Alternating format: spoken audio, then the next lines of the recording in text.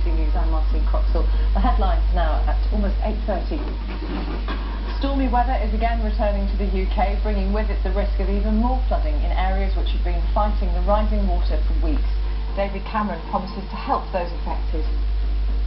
But people should be in no doubt. A lot of flood defence work has been done, more will be done. 1.2 million homes have been protected by this flood defence work since Christmas, but there's always more we can do, and we'll do it. Thousands of homes are still without power, many others are under inches of water, and transport links remain disrupted. The City Watchdog says the UK pension system isn't working, and that 8 out of 10 people could get more money had they shopped around. Labour holds its seat in the Wythenshawe and Sale East by-election with a comfortable majority, but UKIP comes second, pushing the Conservatives into third. The former boss of Marks & Spencer is going to become an advisor to the NHS in England to try to improve 14 failing trusts. So Stuart Rose will mentor senior managers in struggling hospitals.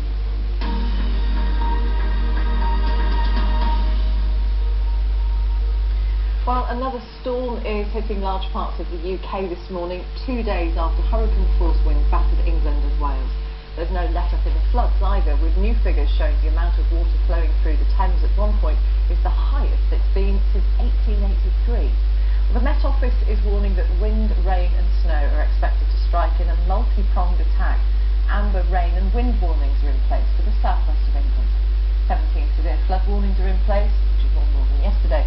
14 of them along the River Thames. 25,000 homes and businesses are still cut off after Wednesday's high wind. Chris King reports. The residents of Olney Terrace in Gloucester are facing a race against time. The River Severn is at its highest level for almost 6 years, and with more rain on the way, the Environment Agency fears the flood defences won't hold. 55 homes are at risk. From the air you can see the extent of the problem, huge swathes of countryside covered in water. In Worcester, the city centre was saved by pumps and barriers. Others weren't so lucky. North Wales and the northwest of England were battered by hurricane-force winds. In Porthmadog, the clear-up has begun, but many are still without power.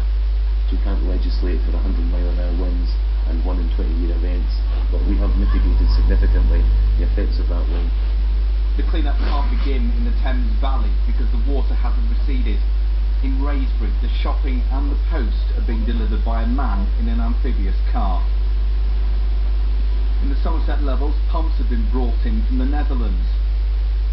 These new satellite images show the full impact of the heavy rainfall on the levels over the last few weeks.